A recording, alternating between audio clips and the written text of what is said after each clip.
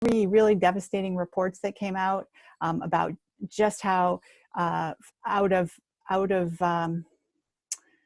range or out of reach climate goals were starting to be. But at the same time those reports came out, the World Health Organization had another report which said that the cost of meeting the Paris Agreement target was basically going to be canceled out by the savings in terms of public health. And mostly that was from air pollution. If we get off of fossil fuels, the air is much cleaner. All those illnesses that are made worse by air pollution, asthma, respiratory disease, heart disease, premature birth, stroke, all these things that we're finding are being caused by air pollution or made worse by air pollution, get quickly better in a world that addresses climate change. So that's sort of the poster child for multi-solving. You can check out our website. One thing that we try to do at Climate Interactive is capture some of the bright spots around the world where people have successfully multi-solved.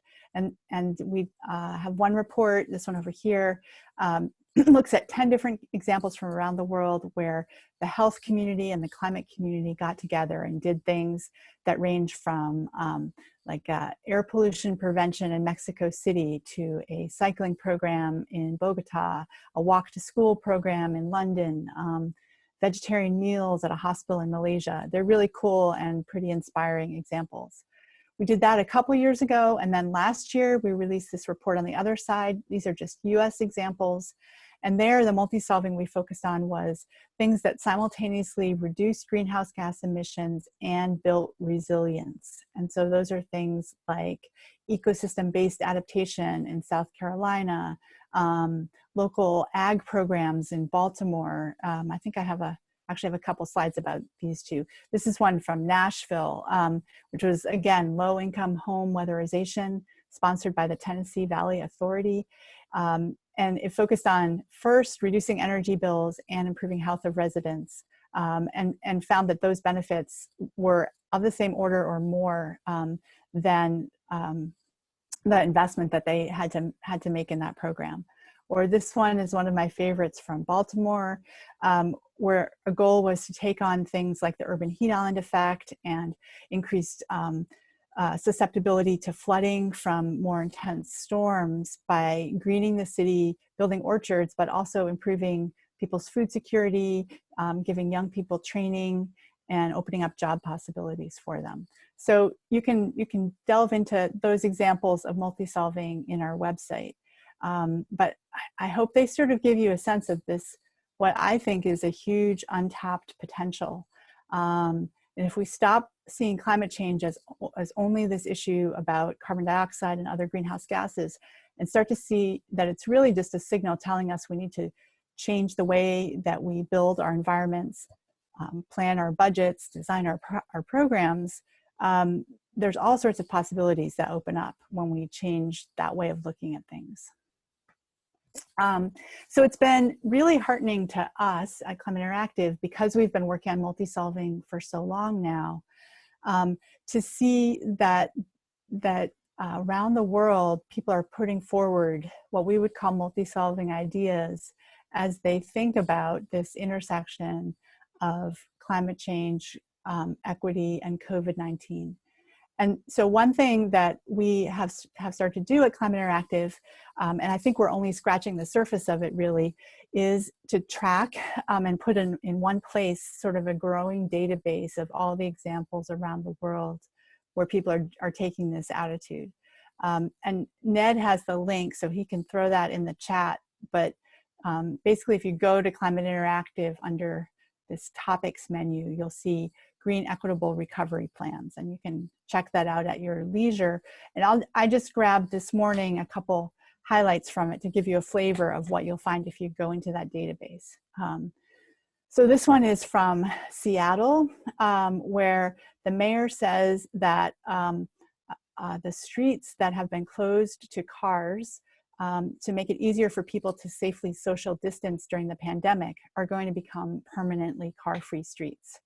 And so the benefits there to health from active transportation, to neighborhood well-being and sense of community, to reduced air pollution are really huge. And probably you've seen the examples all around the world. Cities are doing this. In our database, you'll see Brussels, Paris, Milan, Vilnius, the capital of Lithuania, has barred cars from the center of the city, not so much for recreation, but for restaurants.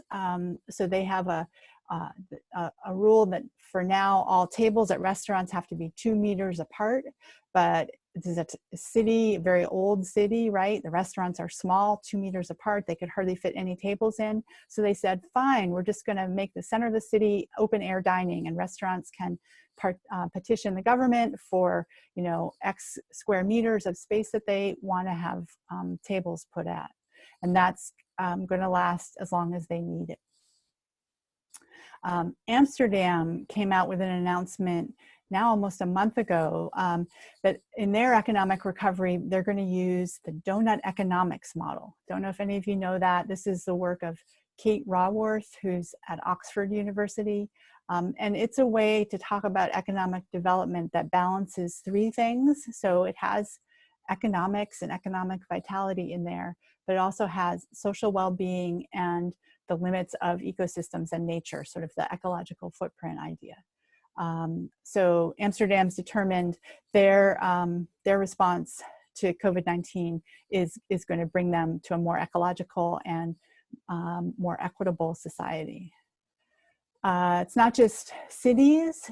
This is an example from New Jersey, who announced that they're going to use their revenues from RGGI, so from the regional greenhouse gas program that Northeast states are part of.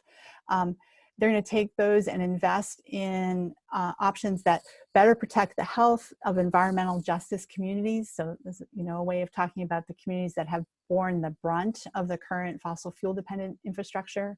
And the projects are going to create jobs, opportunities for people in New Jersey to emerge stronger. So it's got these 2 themes again of clean energy and social justice in how they're going to respond to the COVID-19 crisis. Here's more details from that plan. And we won't have time to go into them all, but you can see spread across a number of areas: transportation, as a coastal state, the potential to sequester carbon in the oceans and estuaries, forests and urban forests. And I didn't know this until we came across this press release, but they're going to establish a green bank, which I think sounds pretty cool. And it's not just states and provinces. Whole countries are going in this direction. The UK just announced £2 billion for a new era for cycling and walking. And part of this is the emergency response to coronavirus. And you can dig into all the elements of this, from things like pop-up bike lanes to stipends or reimbursements that people can get to get their old bicycle out of the basement and get it tuned up. The government will pay for that. So yeah, I'm just kind of scratching the surface of these examples. We can't keep up with them, honestly. We have 1 staff person working, I don't know, close to full time, and we have a backlog of examples that we found that we don't have up on the website yet. So that gives you a sense of, you know, what a fertile area this is right now. And I think we're starting to see governments looking to each other, kind of feeding off of each other. Another pretty interesting thing that's really only just getting going, but researchers are now also starting to weigh in on this, and it got a fair bit of press last week. Lord Stern, Nicholas Stern, and Joseph Stiglitz were co-authors on a paper that came out of the economics school at Oxford. They interviewed more than 200 central bankers and finance ministers, or I guess it was a survey, not interviews, but they polled them on their thinking about COVID-19 recovery plans. And there were 5 areas that rose to the top because of their climate benefits. And by far the majority of the central bankers and finance ministers, who aren't necessarily, you know, screaming green liberals, said that they were leaning towards climate safe investments or climate protective investments as they think about designing stimulus plans and recovery plans. So there's something bubbling up, and I think it will be really crucial for us as Vermonters to figure out, like, how are we part of that and what does that look like in Vermont?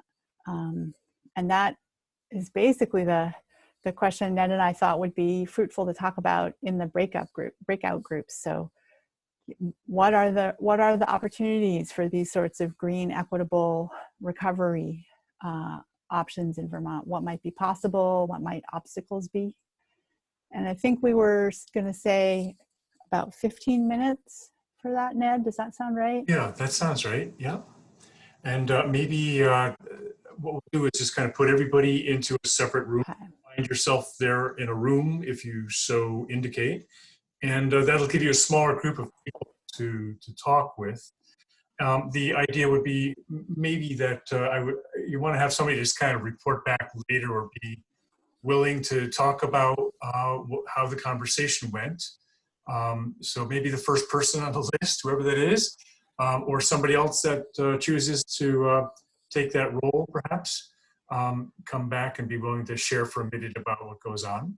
And then maybe in the small groups to take a minute just to take turns and to listen to each person, and maybe keep time so that we leave room for each of you to speak, and then maybe get another chance to go around, and then as you wish, before the clock goes and we all get summoned back to the full gathering here. So I'm going to go ahead, if that sounds good, and put everybody into a room. If I can remember how to do that. Breakout rooms. There we go. All right. I'm going to go for, okay. I think like four groups or 5, something like that. Do 5 groups, if that sounds all right. So that gives us open room. Sure. Is there? Everybody's been invited.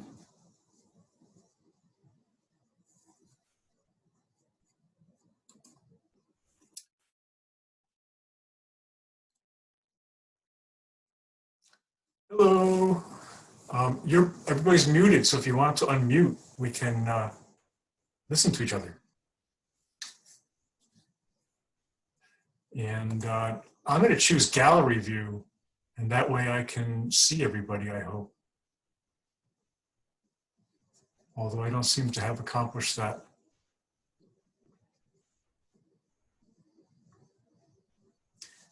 Did I lose everybody?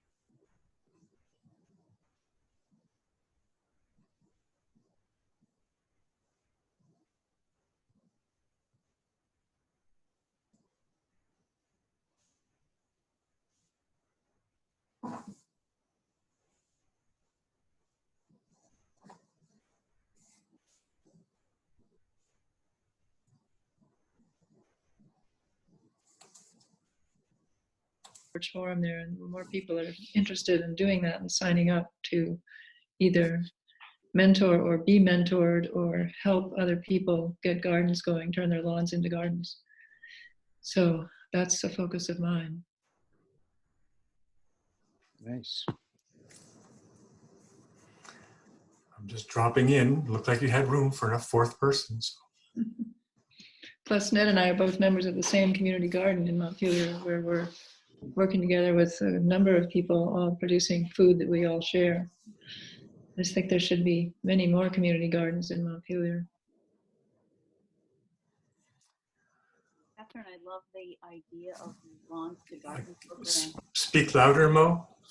I love the idea of the Lawns to Garden program.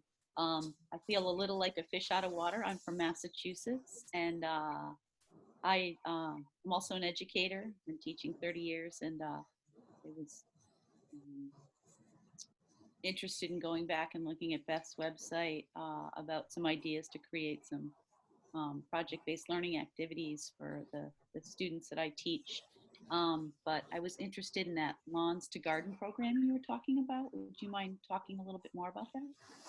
Well, we're just getting it started, and it's a way to, do you have Front Porch Forum in Massachusetts? I'm sorry, I just lost you for a second. Do you have Front Porch Forum in Massachusetts? I don't know. You would know if you did. It's a way for communities to post questions, looking for stuff for sale, whatever, online.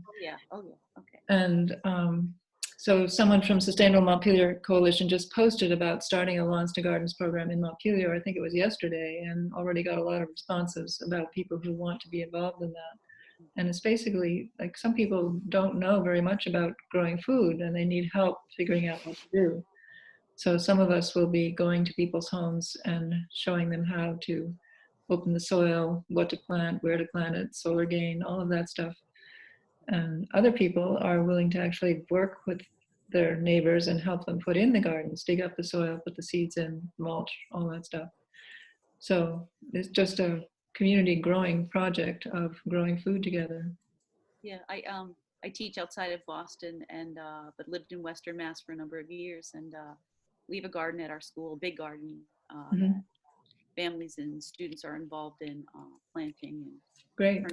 turning over, and just looking to kind of extend that to some of the other schools that are in our district. Great. I was just interested in that. Where outside of Boston? I teach in Wellesley, Massachusetts, just outside. I went to school in Western Mass, and actually went to high school with Beth. So I saw this on the internet, and just wanted to come and join and Great. Your Beth talk. So yeah. Let's make some time. I'd love to hear from Alan too. Alan, do you have thoughts about this opportunities for integrated response in Vermont? Well, I didn't get very far. My first thought was the idea of Zooming more rather than driving to meetings. Although I must admit, I'm not sure. I'm spending so much more time in front of a screen now that I'm not sure it's that healthy anyway. But certainly the idea I would strongly support. I mean, the idea of more local food production.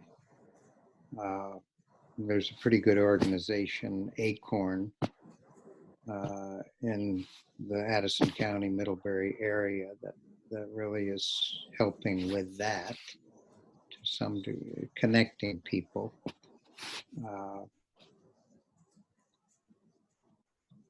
Yeah, I'm not sure where else to go exactly in terms of a response to COVID that is a response to climate.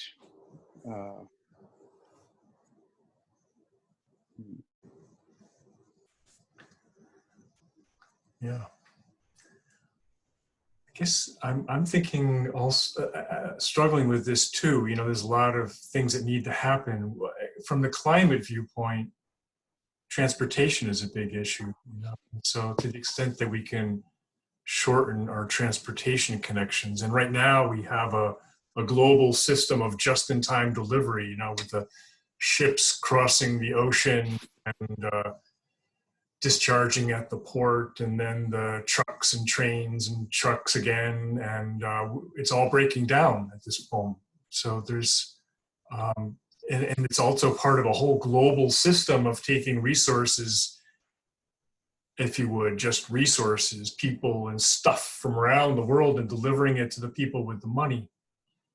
And it certainly makes me think that we've got to come up with a different way of doing this that's in balance with keeping the local places intact and the whole planet intact, and that the local food systems is part of that, and rethinking transportation and rethinking the attenuation of these economic links to live within our means, especially as particularly privileged cultures with lots of stuff. So I guess, I think along Catherine's idea, with food, part of it is also the training, making sure people know how to can and how to freeze, how to keep food over the winter, how to cook with actual local produce, which is a whole project in itself. How to live within a locavore diet, if you would. But I've only gone a little bit down that path, but there's so much to learn to better reduce that footprint. Even tonight I had avocados for dinner, so there's things I have to learn. So why don't we go around one more time, maybe? And Catherine, do you want to follow up in some way before we join back together? Well, my follow-up really is my focus on the food system, because I've been so involved in growing food all my life, and it seems so essential. I mean, we have to have food to eat if we want to stay alive.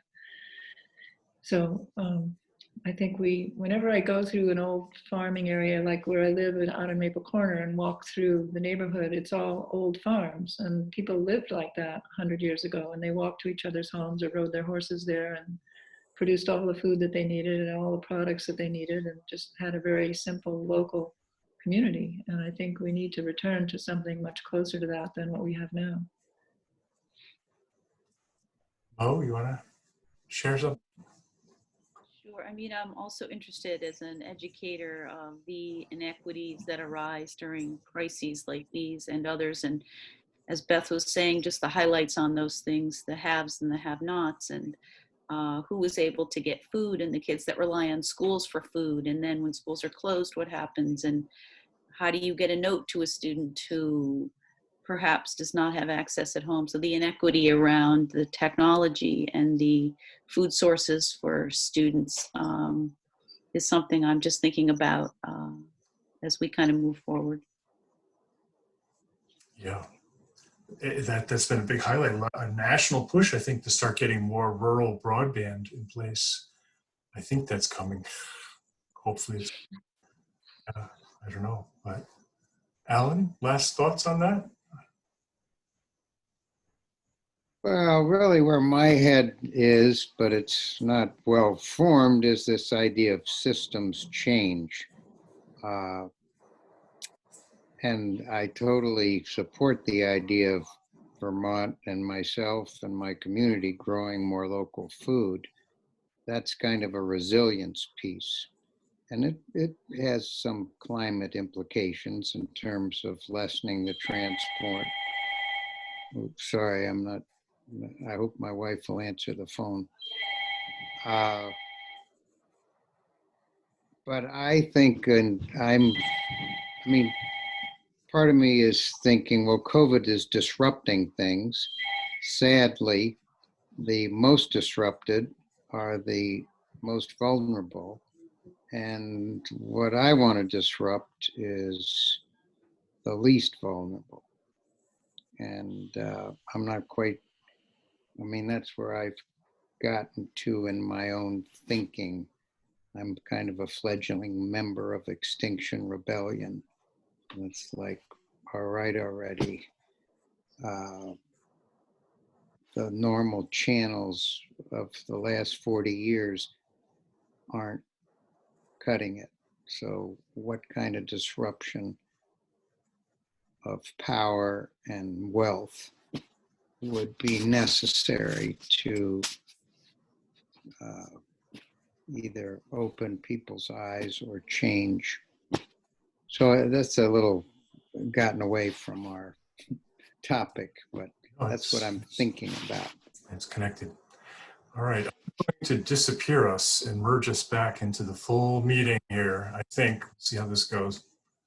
All right, nice talking with everybody. Thank you. Thank you too.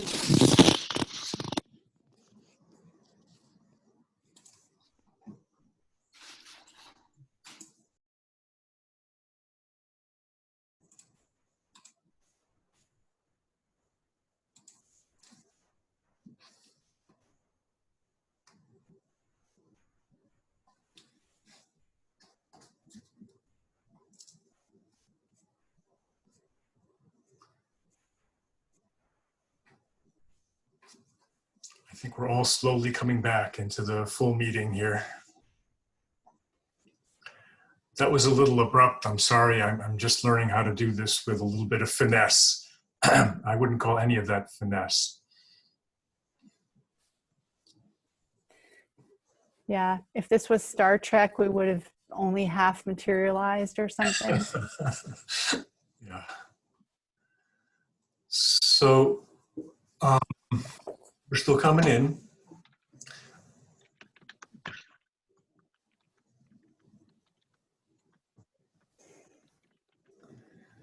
So it would be nice to hear back from everybody or from the different groups about what kinds of things came up about these opportunities to co-solve for the pandemic and for climate and for inequity in our society today at this moment and looking forward. And I'm just going to ask by number if somebody from group 1 would be willing to step forward and just summarize just briefly what kind of conversation ideas came up, and otherwise please put stuff into chat as you think of it as individuals too.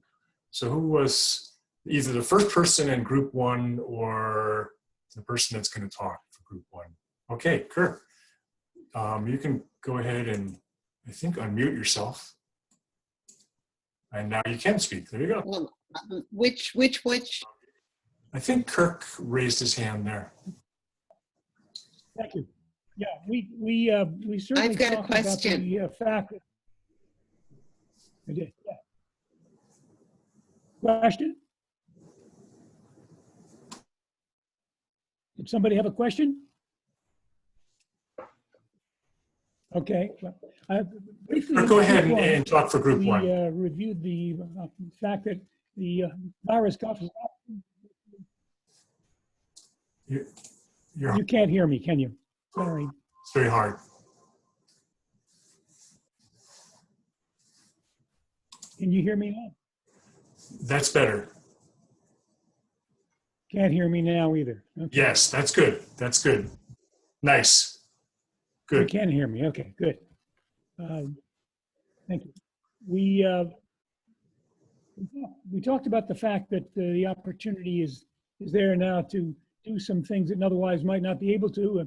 Perhaps trying some traffic patterns in Montpelier with one-way streets that could change the way things move through town. We also talked about the fact that things we can do locally right now may actually, in the end, have the most significance if we focus on the politics, because that's where the greatest damage is currently being done. Today's paper noted that there were 100 Obama environmental steps that have been reversed by the current administration. And so the damage they're doing is quite significant. And lobbying can thwart some of that damage while he's still there. And there are things we can do to help change the administration. So that was my sense of where we focused. Thank you. Great. Thank you. Is there somebody from group 2 that can wave their hand and speak, perhaps, about what happened in group 2? If anybody knows. We talked about relocalizing the food system and the need to be producing more of our own food because the global food system is going to become more and more difficult to sustain. And Alan, do you want to add to that, what you were talking about? You have to unmute yourself. We can't hear you. There you go. Okay. Yeah, okay. No, I think the more productive part of our discussion as it went was looking at local food and trying to use that for both resilience, healthy food, minimizing transportation, and actually being able to eat without an international supply chain. So that I think was the meat, as you said. Thank you. How about group 3? Somebody from group 3 speak for it? Summarize?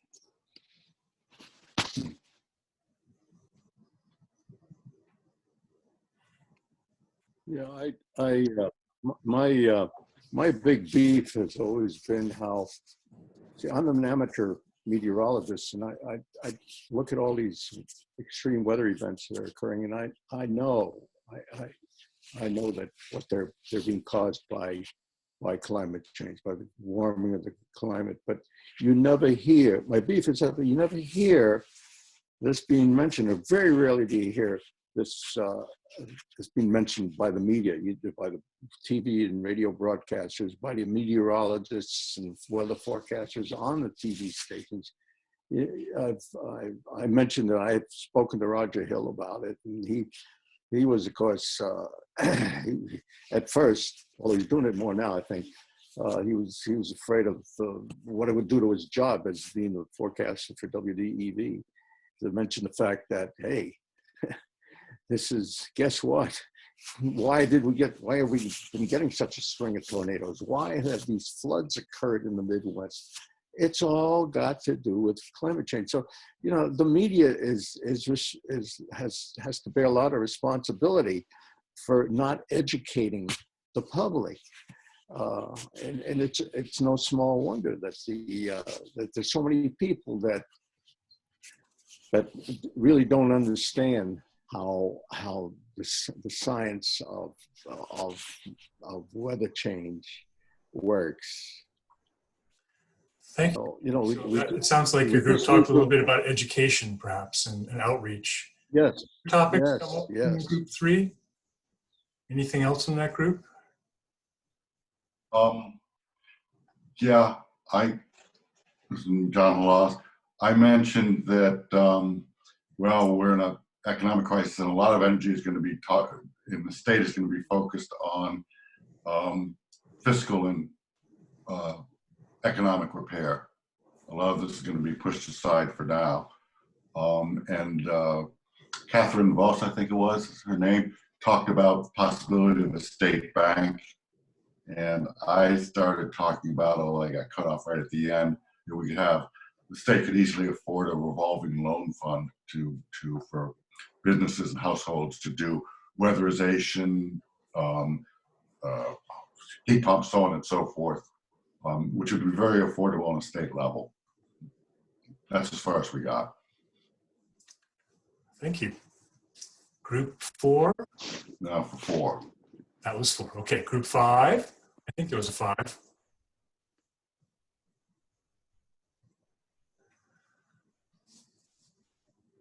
Maybe that's our groups. No, that was group 3. That was group 3. Okay, is there a group 4 or 5 that can report? I guess I'll report. John, I was that was group 3. pausing a little bit, but I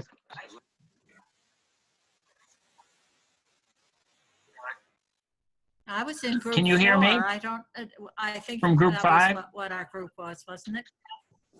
I hear John. Go ahead. Is that?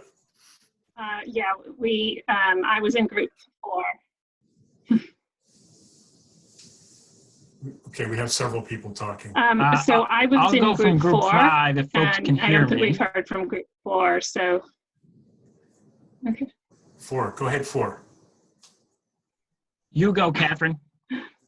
All right. So group 4. Okay. Thanks, John. So in group 4, we took inspiration from the fact that so many of us have changed our behavior on a dime in a very short amount of time. And that was inspiring to be able to make huge changes very quickly. One of the ideas we discussed was how about using repurposing restaurants as a place for distribution for food, because right now our supermarkets are kind of potentially super spreading event places from an epidemiological standpoint. They're not particularly safe when you have lots of people gathering in one place, and that's where today people are gathering in supermarkets. So we talked about using restaurants too as a place to support farmers, offer local food sources. So we would have plenty of places in our communities to source food, and restaurants right now could certainly use that as a way to focus on their business in a different way. So that was one of the things we talked about. Over and out from group 4. All right. John, did you have something you wanted to add to that? Well, I was in group 5, and Five. so Good. if the time delay isn't too bad, I could report. I think we had a similar sort of conversation about how quickly change has happened in response to this pandemic, and that showing what's possible. We had a little conversation about sort of the small changes versus the large scale of change necessary, and sort of the tension between those. And then we concluded talking a little bit about Montpelier and the opportunities around sort of the streets and sidewalks, but also a little bit of the tension there with those who are of circumstances where they really need to be able to drive into town to get what they need. And Beth, I think, made the good point about how do we bring all those voices into the conversation and make sure you're really, as we think about changes and it to our public spaces or other changes, how are we engaging those whose voice might not be around the table? Good. That's all. Thank you. That was great. So I think bring it back to Beth and summarize what you're thinking about, Beth, and take us through the last section, I think, about coherence.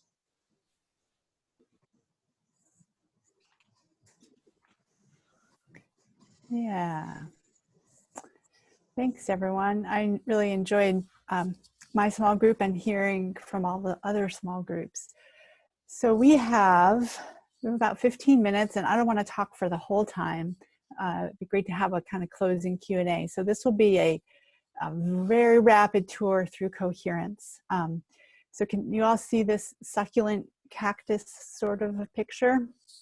This is a picture I use a lot to talk about coherence. So coherence is the systems word that we use to talk about the kind of patterns you see here when across all different scales and different parts of the system, right? So like the tiniest, newest petals of this plant are this exact same pattern as the bigger petals of this older plant.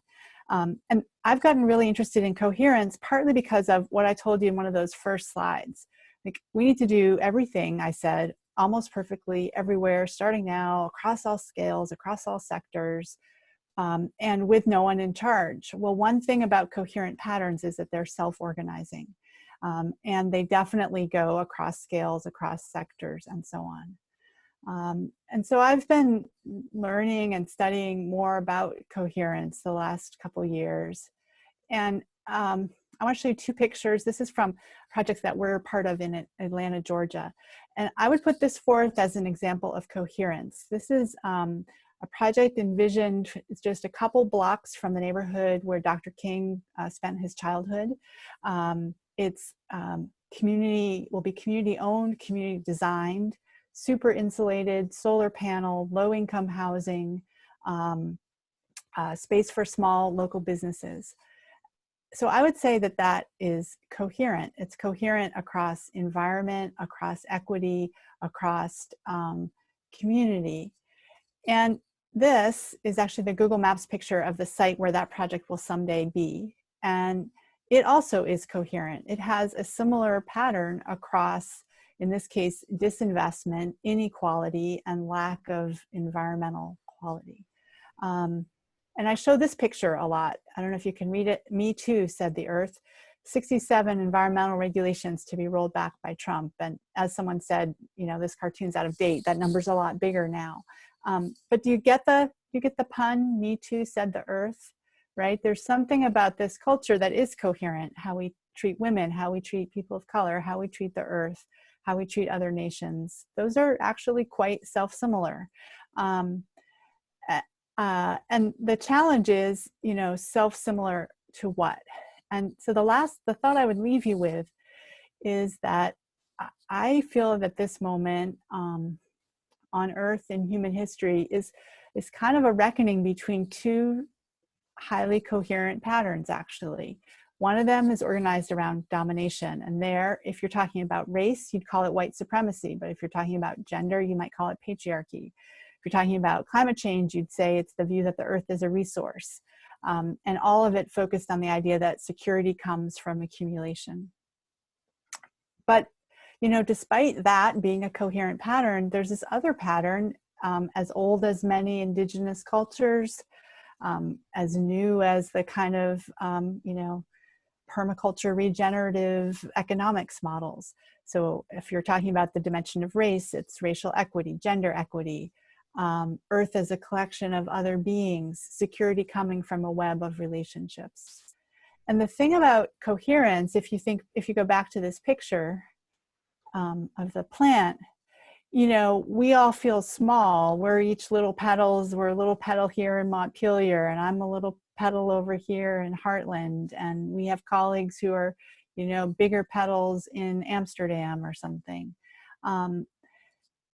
The point of coherence is that instead of this, what I think we sometimes engage too much in, of like the search for leverage, the search for the big enough change that will make enough difference, it's to realize that probably 18 times a day in my marriage, with my kids, in my community, with my colleagues, I have a chance to choose which coherent pattern to be part of, domination or partnership.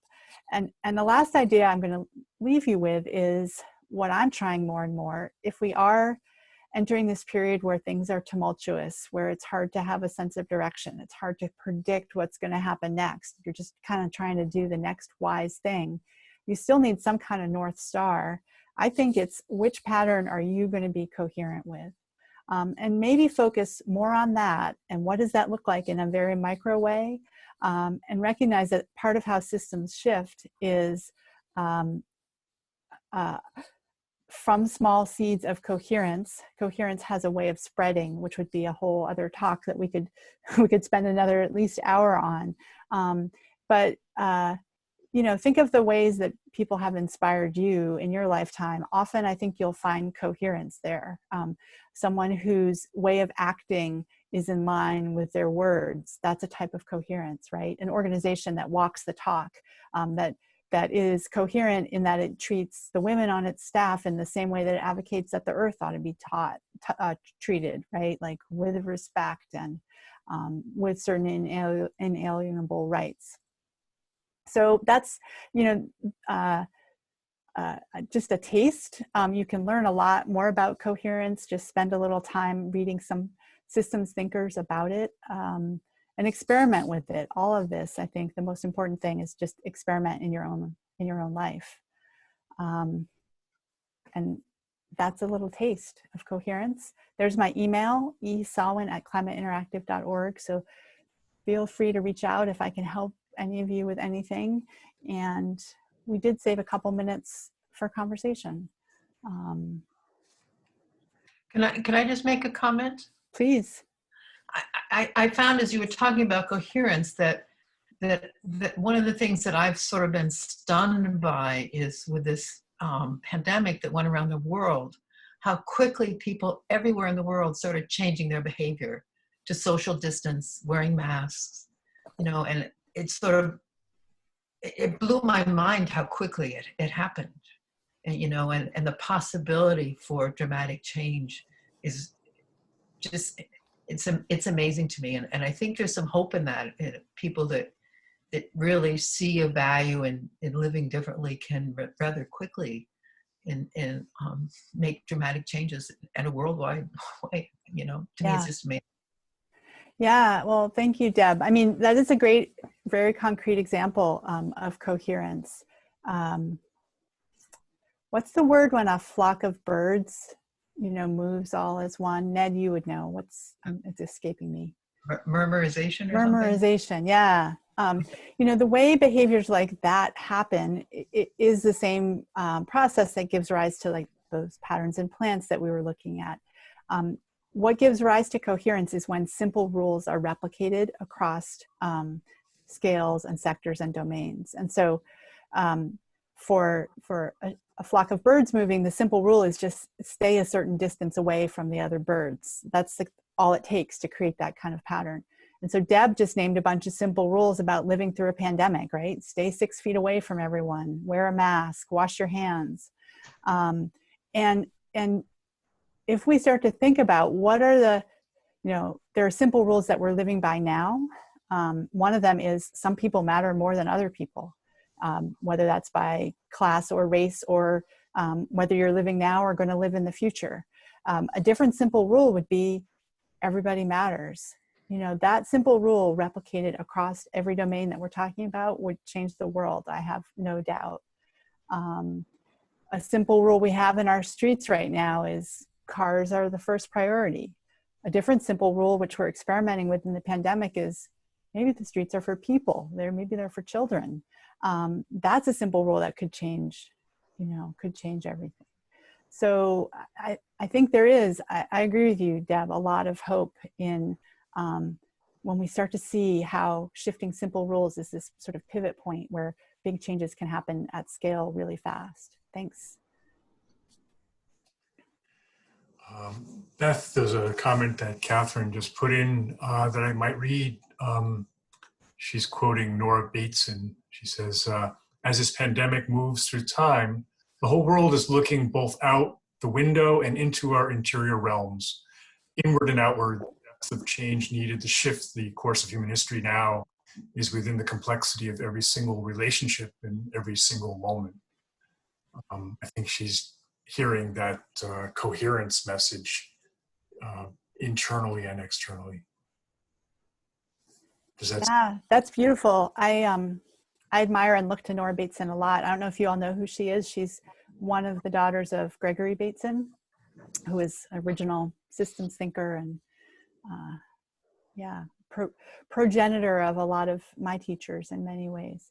That resonates with me. Thank you for sharing it. I really agree about the inward and outward.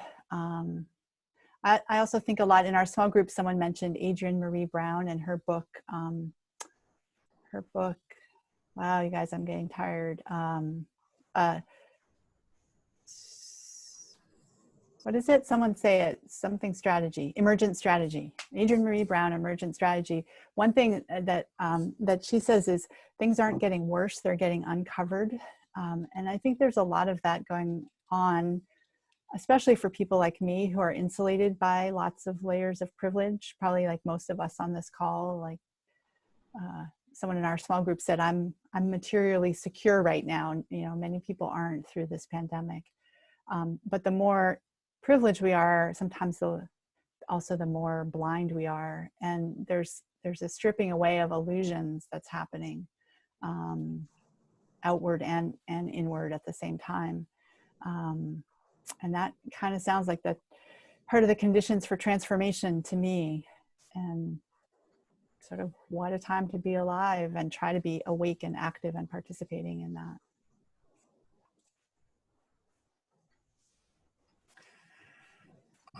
Here's another, go ahead. Oh, and it looks like John's trying to get in too. Well, just your use of the term partnership strikes a chord with me. I guess I see it out my window here in Montpelier where my neighbors are gathering in a way that we never have before and really developing deeper relationships with each other because we need each other and are doing things for each other. But I also see it at an organizational level as well where new partnerships are forming because we are in really uncertain times and we need each other and we're doing new things. And I guess I feel that power in this moment of forming new relationships and new partnerships that are going to serve us in a long-term way. And so I really appreciate that, choosing those partnerships as a frame for thinking right now.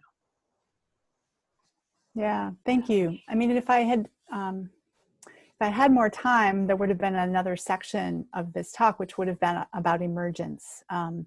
So one way systems change is when they get connected in different ways. And one of our strategies at Climate Interactive, we talk about rewiring systems. And a good way to sort of understand what that is all about is if you just think about a molecule of water, right? So H2O, two hydrogens and an oxygen. You can't predict the properties of water by studying the properties of hydrogen and oxygen, right? Two gases give you a liquid. Water is born in the new relationships between hydrogen and oxygen, and new relationships on your street, in your neighborhood, in your companies and your nonprofits.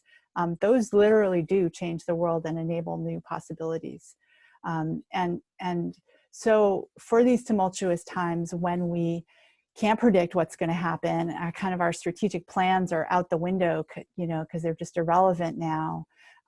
Coherence is one thing that we can count on, and emergence is another. And emergence comes from intentionally building relationships, and of course trust, which is the glue that holds relationships together, because that can allow systems to move and seize moments of opportunity.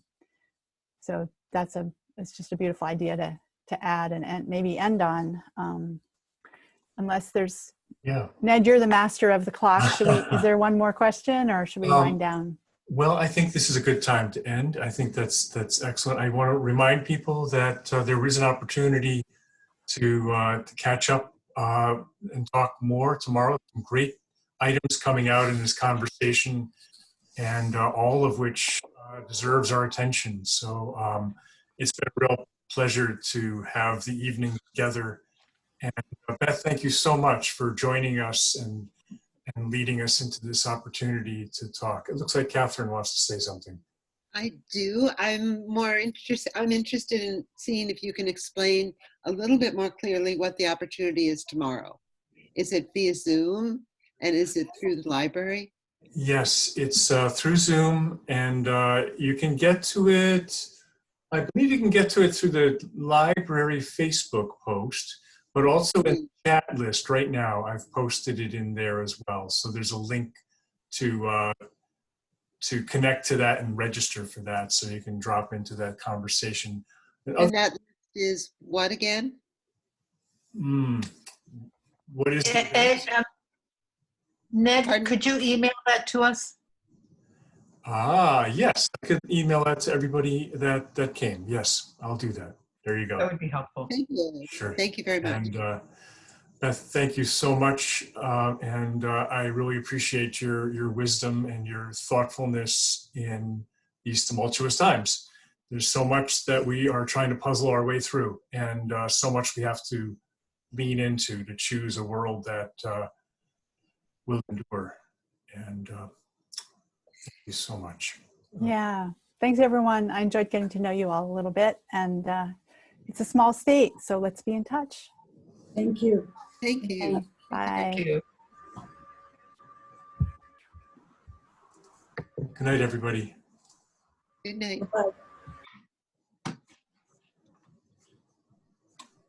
She went away.